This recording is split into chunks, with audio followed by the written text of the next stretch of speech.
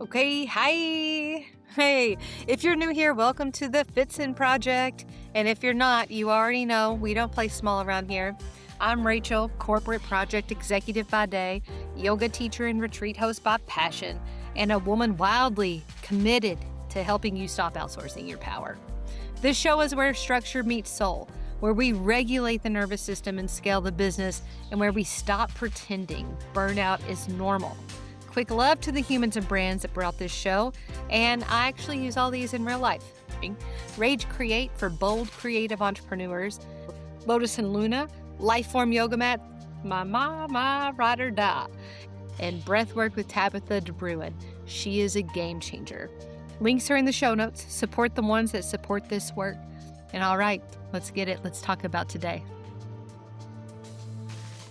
Joining me is Dr. Mayor Chahal, psychiatrist and author of Unlicensed Medicine, a book that challenges some of the conventional narratives around healing and invites us into a broader conversation around trauma, identity, inherited patterns, and what it actually means to come home to ourselves.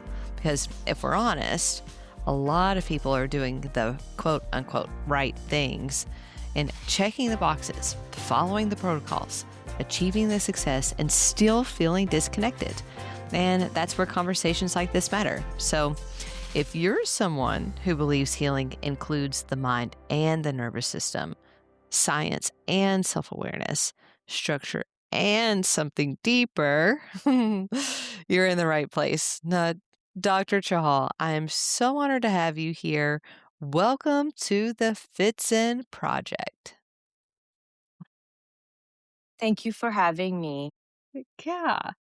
So I know that you're such an interesting person because you come from um, what I can gather family lineage where you guys are doctors.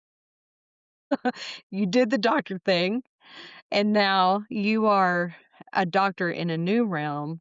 And I would love so much for you to introduce yourself and speak to the collective. Yes, I do come from a really strong academic background in my lineage. I was trained in Western medicine. I went to medical school in India, and then I came to America for my psychiatry residency training, which wasn't quite aligned with uh, my path and just what I consider to be in integrity with my soul. And that led me to my own personal healing journey. And as a result, getting trained professionally in family constellations therapy, which I'm trained in. So that's how it started, from my own personal journey to making it more of a professional thing. So you went into medical psychiatry, right? Yeah, and then you decided you were just done. What was that led up to that moment? There were multiple factors. I feel like about 6 to 7 months prior to when I actually quit, my intuition was softly nudging me that this is really not going the way I had anticipated, and it's very different practically from how I thought it would be or how psychiatry would be practiced. But we obviously never listen to our intuition in the first go till it gets really loud. So I was like, it's fine. I've spent almost a decade in this career. It's just 2 more years. Let me finish it. That didn't go quite as planned. And then I actually started towards the end, I started to get really sick. I developed a gastric ulcer, and I had to get an endoscopy. I started losing weight, and that's when my physical body started getting taking a toll, because I'm like a firm believer of when you don't say no, your body will say no for you eventually. So for me, that was a really hard boundary. I think till it was like mental stress. um I know it's hypocritical being in psychiatry, but till it's like your own anxiety or your mental stress, you don't consider it a good enough factor to leave. But when it was the physical body, I was pretty much, you know, um, like, this is a hard boundary. And around that time, there was some personal events. My dog got really, really sick. It was extremely random because he was pretty young. Um, And I think, when you have that one single kind of tragic moment which opens Pandora's box, and cracks open a lifetime of unprocessed trauma, um, yeah, and that just started to roll. Oh, wow. I feel like we could talk into so many of those aspects. I mean, for one, I'm a huge personal believer that the body keeps the score. And I know there's a book about that, and I've read parts of it. It's so true. It's a hard read because it's like such a mirror. But I'm I even said that today, and I taught yoga this morning to my standard class. And I even said like the body will keep the score. Been experiencing this shoulder pain myself.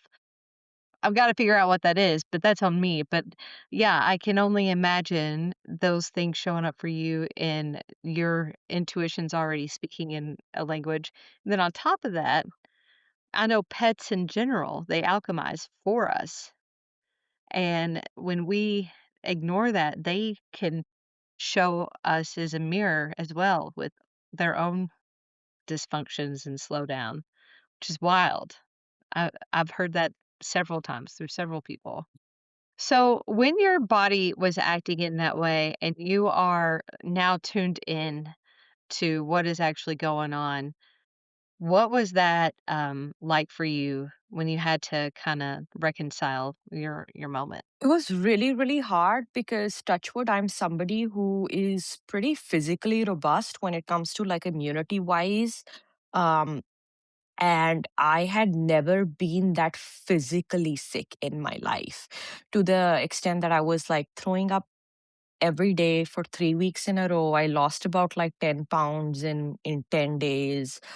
The doctors over here didn't know what was going on. I eventually had to go to India to get an endoscopy done and figure out what was happening. It also turned out to be an infection, which was leading to it. But I remember the gastroenterologist in India looking at me before the infection result came in, and he's like, uh, beta, which means child in Hindi. He's like, "You're really, really stressed," you know. And yeah, my dad was sitting next to me, and I was like, "Yeah." Um, and it was awful because anything I would eat, I would throw up. Pretty much at that time, if my body wasn't accepting water, I would have had to be hospitalized and get like IV infusions. So it was really, really hard. And then, to the point that if I stood up, I would feel woozy. Wow. So it was, and I had like maxed out on the limited leave that you can take as a doctor in training and residency. Your sick days, I had maxed them out. um I mean, they gave me an option to, for extension. I was like, I am good, man. I really want to cut cords with Western medicine.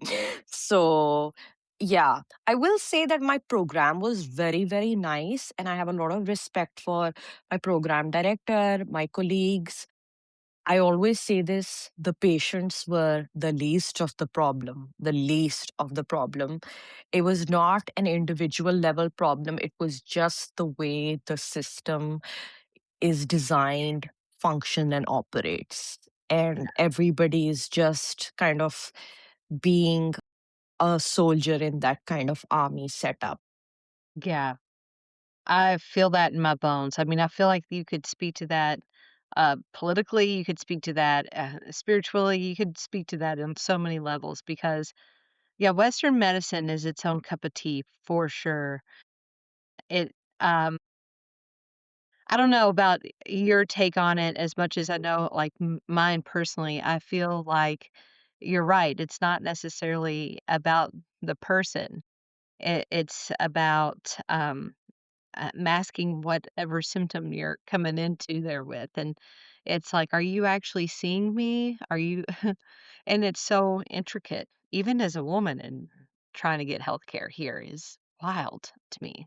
I know there are so many barriers, and um, both my parents, like my parents. I do have a lot of extended family who are doctors, but my parents are not doctors. So I think they don't get the concept of i- when you go into medicine, they think that it's very respectable, it's a great profession, it's stable, especially for women. Psychiatry is not as intensive as something like surgery.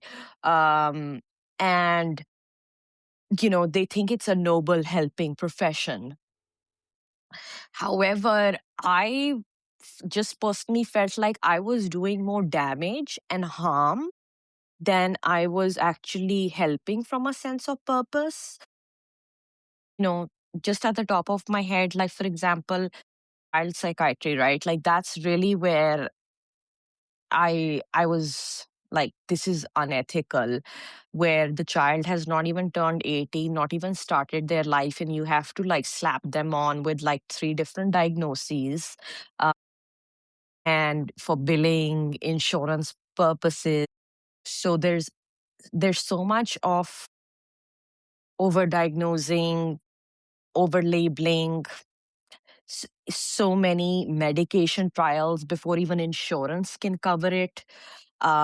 Nobody told me that when you're actually going to be a doctor, you're going to be spending way more time in front of the computer typing your notes than you actually are in with the patient. Like for example, in my 12-hour shift at in the emergency room, psychiatry emergency room, I would like basically spend at tops 2 to 2.5 hours with the patient that I saw, and the rest, a good 8 to 9 hours, was just charting. And I am like, I am not doing this for the rest of my life. You know, people people are like, okay, it gets a bit better when you're attending or you're a higher up and stuff like that. But I'm like, this is still really ridiculous. And nobody really told me when I went into medical school that I'll be like typing more than actually seeing and spending time in forming a one-on-one longitudinal relationship.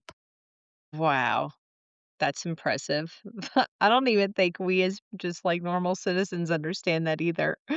That's wild. Oh my gosh. I will say, talking about like unethical, like throwing around diagnoses and stuff, my cousin, which is wild to me, she just told me this story about her daughter is going through all of these other doctors, just like run of the mill. She's just she knows her intuition's like, something isn't correct, but I know but no one knows what it is. And all of these doctors are throwing out terms for her like autism or ADHD or just some type of slap it on, go with the flow. And she's like, I don't believe that. So How old is she? her daughter is like 6 or 7, so she went to a, vision doctor, and turns out there's a lack of depth perception, and Wow, okay. that was the whole entire reason, like, she couldn't read, she couldn't see the mouth move to understand what was being said, she's only learning by what she hears, and for her to just, learning by what she hears is phenomenal to where she is right now, And now when she can finally tap into, like, strengthening her eye muscles, she's she's gonna blow everybody out of the water, when she gets back. Like, she's got one sensory that is just insane, like, acute. Yeah, that's amazing. Yeah, that's usually what ends up happening is that paradoxically you develop even like such a strong sharpening of the other muscle of that other sense, which was overcompensating for the rest. I'm Yeah. really, really glad and relieved to know that she found what was going on before she went on the longer train wreck of we don't know what's going on. And unfortunately, it's not even the physician's fault. To keep your license and to keep practicing, you need to follow the guidelines and the checklist and the diagnoses. And that was another thing which was extremely restrictive. You have to kind of go by protocol.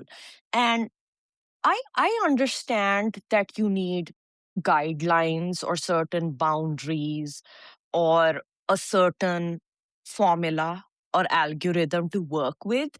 But when you try to apply it to, an objective thing to people who are extremely subjective and complex, it becomes an issue. Oh, for sure. Yeah. I mean, speaking of, and my first instinct is like women's health in general and how we're so placed in a box of this is how your productive and reproductive and all of your systems are to work the exact same. Blows my mind as to how inaccurate that is. And I'm just like, nobody, is anyone here? But, but yeah, I love that. And so when you tapped into that, I mean, you obviously felt that in your body. That was a physical effect for you. When you stood in that empowerment, what changed for you to make your life feel more whole? I will be really honest, it was extremely challenging, extremely vulnerable, and extremely also lonely because nobody could really quite understand why I would walk away from such a safe, stable profession to which I was just at the tail's end of completing, like my training. So that was extremely actually socially and culturally challenging. I to kind of feel like the black sheep in that context and not other people around you not getting it. I do think like people I was fortunate enough to have mentors or friends who were spiritually inclined, and they obviously got the fact that if something is not for you, it's not for you. But yeah, well, in brown culture, and it's not like that. There's a whole doctor, lawyer, or engineer you can choose. Unfortunately, if you're intelligent, then it's only doctor. So it was actually really, really challenging to navigate through. Um, because you're uncertain about what to do next when your whole identity and life has been built around being a doctor since you were very, very young. So it was definitely an identity ego crisis. Nobody likes being in this in between and unclarity of what do I do next, and figuring it out. That is really, it brings you a kind of anxiousness within, after something which is so structured and stable. um yeah, and I feel like I am still navigating that and really getting closer to what is like my what works for me and what is my like life's particular vocational purpose. And I think with trial and error you get closer and closer to your niche. Right, for sure. So, was the culture piece and, how that resonated with the family, was that, like, a harsh take? Like, were you, exiled? Like, how does that work with your if you wanna talk about that? Wouldn't say I was exiled. I luckily my parents were pretty supportive for the most part. By supportive, I mean that they didn't really have much of an option to, I think they got the fact that you can't really force somebody to do something they're not. I mean, my mom will still at times be like, oh my God, you could have had like $1 million practice and had all this stability. And I'm like, who's gonna tell her that doctors actually don't make that kind of money, especially in psychiatry? So it's like the illusion of the Mm, safety that they have. And I'm like, I don't want to. So there's often a back and forth with her, but then I do think at the end of the day, they just want you to be happy. And especially when they see you miserable or unhealthy, they realize, and they have also evolved with softening. And like I see it, like I have brothers who are way younger than me, and they are pretty much allowed to do whatever profession they want, and they can pick whatever subject they want. I did not pretty have that kind of luxury or freedom. So I guess they did learn and grow with that. um I personally will say that I'm grateful that my family didn't exile me completely, but I have heard of incidences where, it's unfortunate where the family will like really cut you off. But I think initially you have to draw some boundaries because they have so many questions around why now, why after so many years, why not earlier? You were at the two easiest years to complete. And I'm like, it's not about whether it's easy or not, you yeah. know. So I didn't walk away because it was hard. If it was hard, I would have never done medicine in the first place. So I think there was a lot of explanation to do. And then when you yourself are forming your identity has been completely dissolved, which definitely shakes your confidence and your foundation. You yourself are forming a new worldview concept of yourself and life.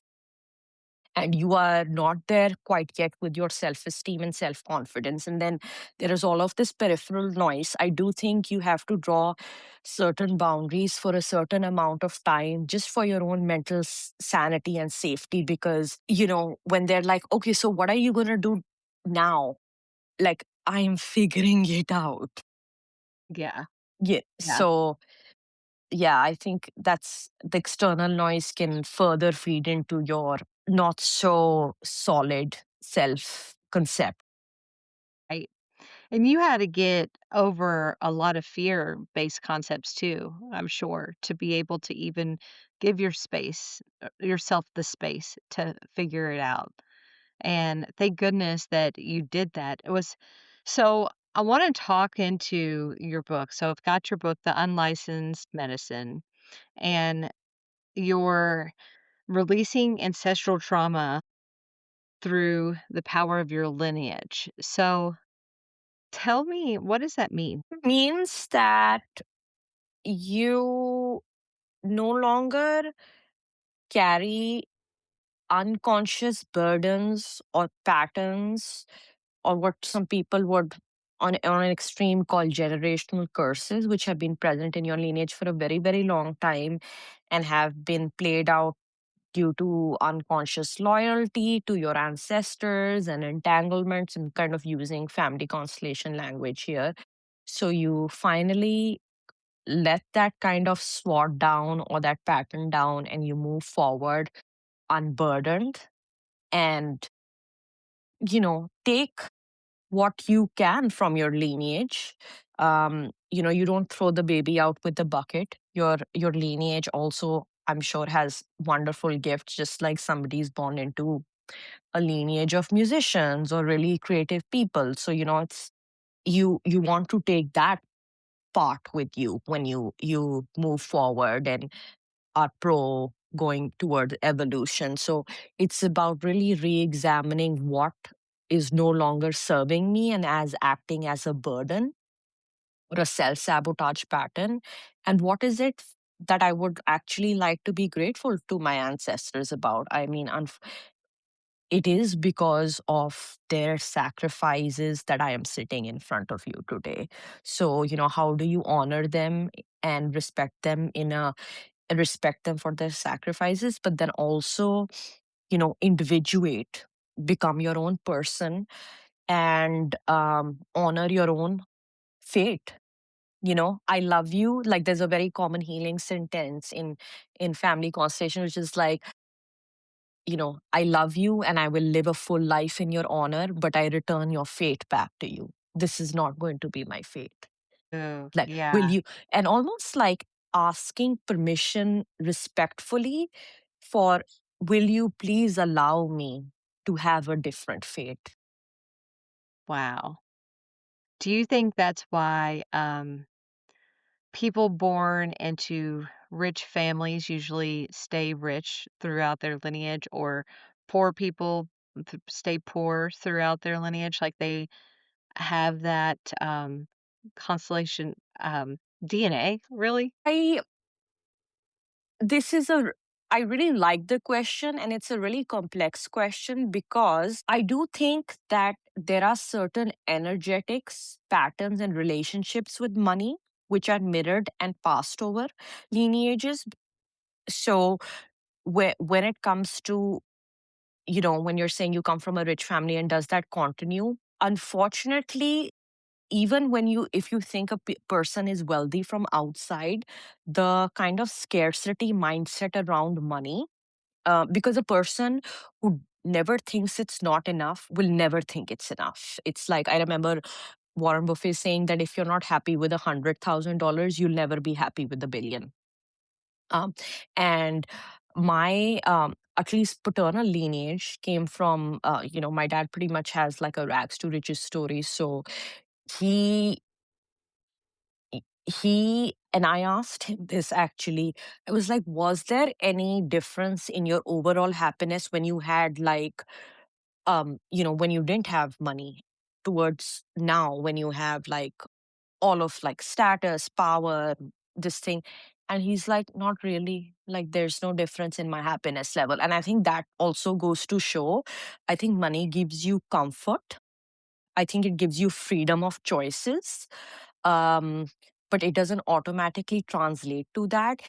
And I will still see a lot of people who came from no wealth and then suddenly get a lot of wealth. The kind of like relationship that you have with money, it never kind of goes away. Um, or there's only certain that it can evolve, or how you learned about money in your childhood, or the narratives and beliefs around it. I think it's complex also with the generational thing of money. I have seen in lineages where there was a lot of generational wealth, and then there's some tragedy and people are fighting with each other for property or this thing, and then they lose everything, and then it kind of like swings up and down. So I've seen both sides of it. And money is a big source of karma and karmic debts that you end up paying for your ancestors. And even if you're born into it, unfortunately, then it becomes like, who am I to live a full life and enjoy the money that I was born into when my ancestors never could? Ooh, So, wow. so there is so much of this unconscious guilt and shame inherited around it. Wow. Yeah. It's almost like, no woman in my lineage got to have this kind of freedom or just ability to choose her own life or exercise money in a way to live life in accordance to what you want to do. And then that also comes with a certain amount of guilt, and I guess unconscious self-sabotage. So money is a very, very actually intricate topic in constellations, because um money is actually the highest spiritual currency frequency. My mentor always tells me money is equal to love in the family constellations field. So how a child actually relates to love while growing up is how they relate to money as an adult when they grow up. The attachment that you see, whether it's anxious, avoidant, or kind of a complex this thing, because love is what takes care of you and nurtures you. In when you're a child, you have no boundaries and you can't go out there and earn and feed yourself. But then when you become an adult, that frequency is replaced by money. Money is supposed to look after you and keep you safe and nurture you and put food on the table. So a lot of the problems that people have with money as adults are this childhood or also ancestral, like lingering of your relation to love. And wherever money is absent, like my mentor would say, there's often love is blocked over there, and love was not allowed to flow. Wow. That that speaks on so much because, I mean, I can totally see that correlation as you were like, I pictured it as you were speaking it out loud. So, what is it with the constellations? So are you using planet systems or what is it that you use? I know one part of your book I've highlighted because I thought this was super interesting, which I didn't know um, this at all, was hang on just a second, it's right here. That up until the 16th century, to go to medical school, you needed to study both astrology and astronomy. And all the way up until the Industrial Revolution, it was considered a science. So that blew my mind a bit. What does that mean in correlation, like, to what you're studying now? So, astrology is definitely different from family constellations. I know the constellation part can seem very stars and sky, but over here we're actually talking about the way the constellation is in a family system, the way positions and patterns and roles are in the family system. So it's distinct from astrology. I i mean, I love astrology, and I've studied different kinds, and I do use it as a supplement, but those are two different modalities. In Gotcha. constellations is a setup of the family field. um there are certain houses in astrology, right, which represent father, or which represents mom, which represents cousins, which represents siblings, so or grandparents. So I will like take a peek at those houses to eventually see, like, is there a correlation between like what's happening. So I use it as a supplementation, not as a um as a therapy, but it's my own kind of curiousness and the mystery of like that's so interesting because my mom and we both have our moon in the first house. So I just find it so interesting that like she also has it and I also have it, and we both have it in like air signs. So, it's fascinating how, and some astrologers particularly deal with like family systems, and like this is where you can really dive into the generational even trauma part of it, where you'll see um particular pattern of karma being in in in that family lineage. Like, for example, Saturn, what we commonly refer to as the lord of time and karma. So my dad and I have this our Saturn in the same house, uh sorry, in the same sign. So it's fascinating when you put all of the charts together and you see these like correlations and patterns. They do repeat. They do Yeah. repeat. That is super interesting. I love, love, love astrology and I love like learning human design. I love learning all of the things you can about the self and how we are wired the way that we are. With your job now, like what is your offer now to your general public?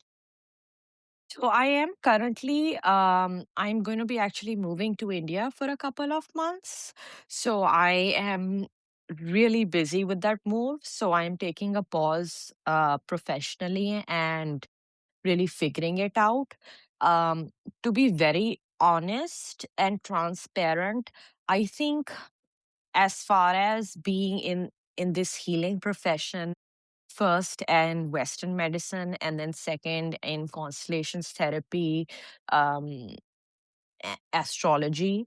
I as as I get closer to healing and becoming more whole, I started to realize that I really don't like this role of a healer or of holding space. I'm not sure whether it's kind of a result of being parentified or elder daughter syndrome like they call it or whatever. And I really like, I'm also a trained Jungian coach, and what the 8 months of coaching actually taught me was how much I don't want to do this. that was my that was my taking, because you are actually doing shadow work. Not only you're not learning it for your providing it for your client, you're also simultaneously doing it yourself and your triggers and this thing. And that's what I really um kind of gathered from this. And so I am trying to go more on the entrepreneurial side and discover how I can feel a sense of purpose or contribution to society, and maybe something sustainability oriented, where you can still make a good, positive, purposeful impact, but it's not in a one sitting where I feel like I am, their therapist or their healer. So that, to be really transparent, I'm as of now figuring out that shift. I love that. And thank goodness for someone who hasn't got it all figured out. You know, like I love somebody who is just like, I am just being myself at the moment. And I wrote this awesome book. It's got some amazing information in there. That's my contribution up till now. I'll figure it out when I figure it out. And that's just, to me, there's nothing more powerful, quite frankly. So, what is it when I ask you, comes to you when I say, tell me what it means to you to be in the business of yourself? Like that question.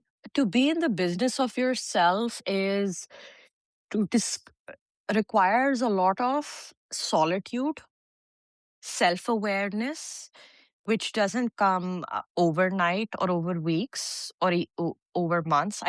It's building a true innate relationship with your own self, with the shadow parts of yourself, which you consciously try to suppress or hide, or you know are not so proud of, and how do you really integrate them. So to be really in the business of yourself, because your shadow goes everywhere with you, you know so you need to really discover who you are as a person and what you don't like.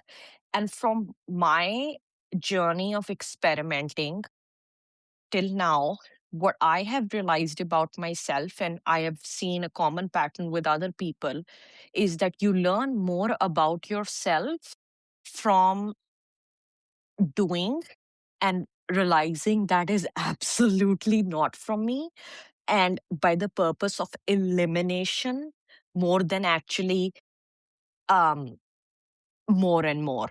You kind of realize like this schedule doesn't work for me, this type of population doesn't work for me. So the process of elimination is something which I feel like has taught me a lot about myself.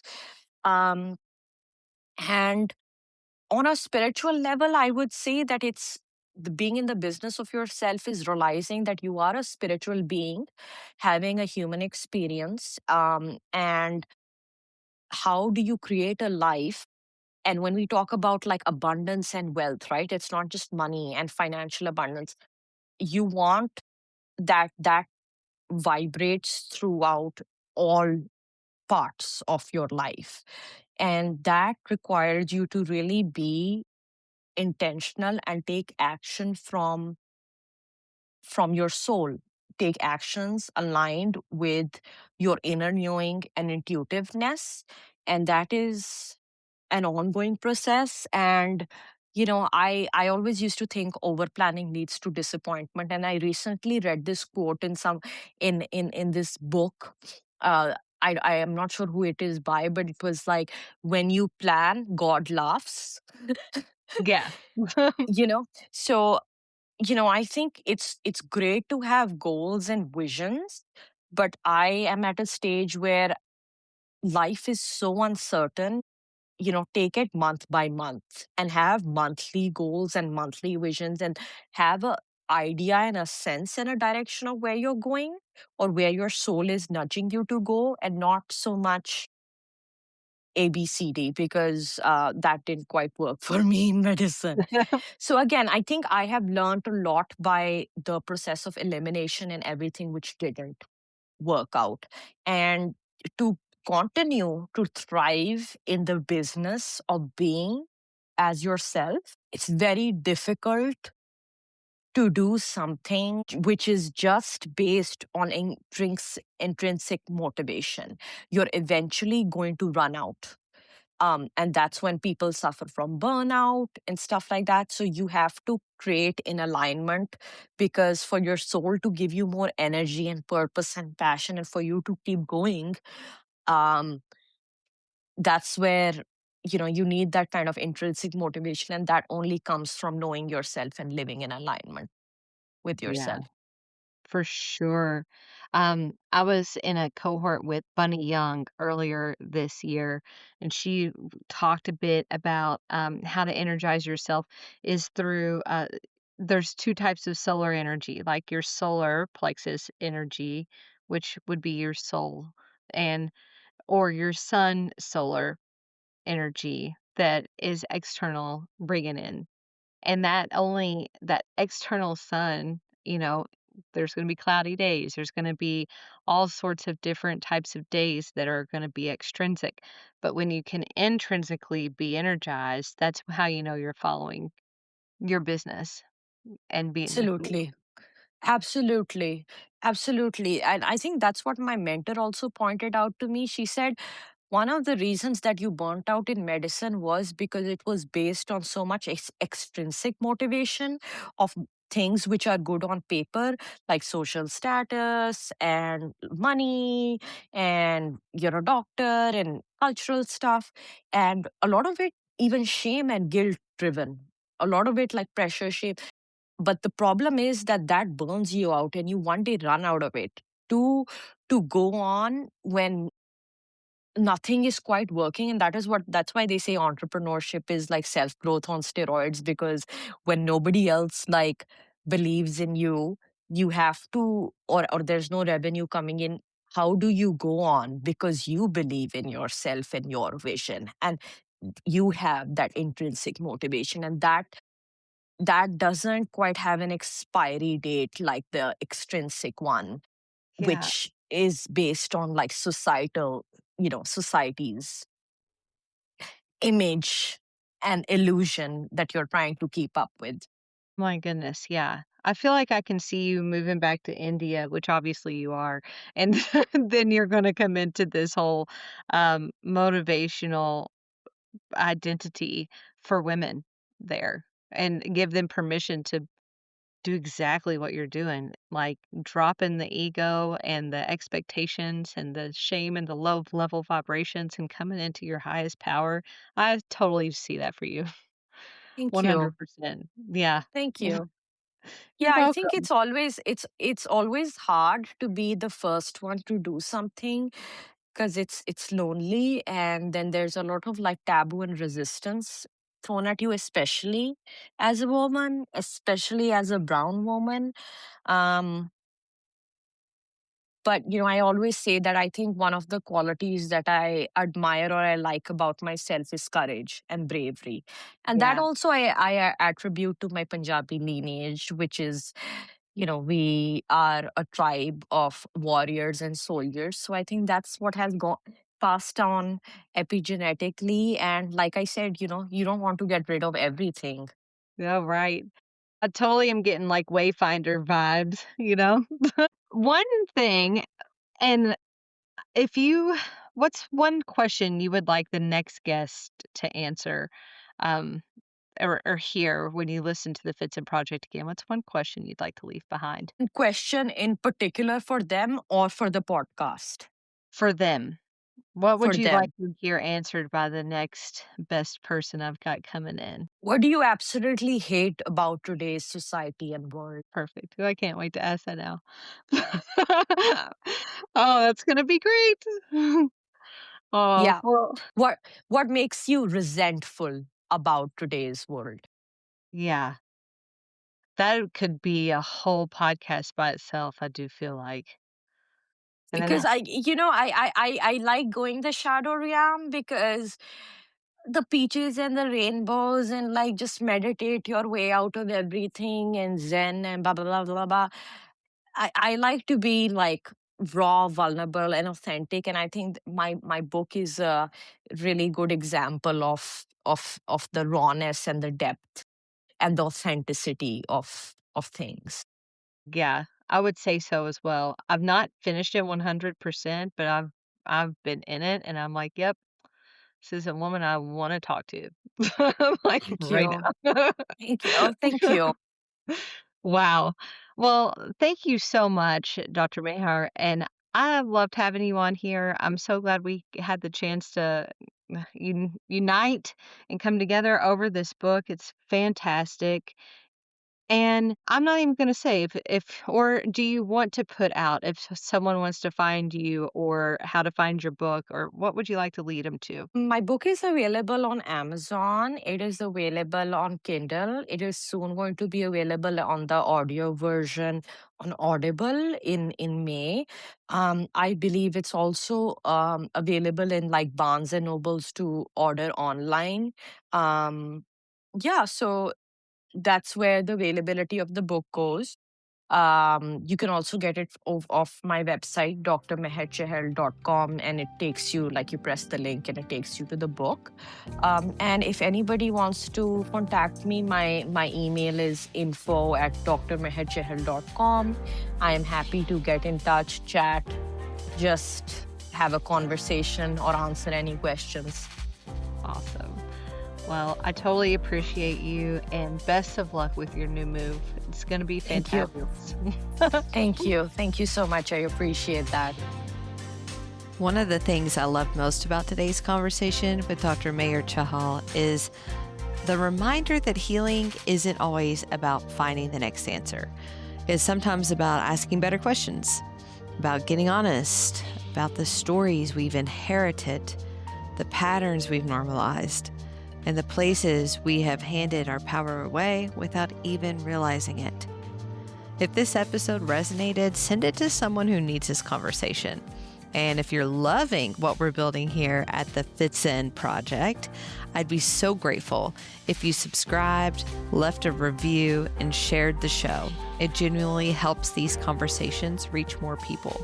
And if you want more conversations around self-leadership, mindset, energy management, and becoming the most aligned version of yourself, come hang with me beyond the podcast. You can find me at FitZen Yoga, on Instagram at the FitZen Project, and through my newsletter. So until next time, I want you to always remember, you are your most important project.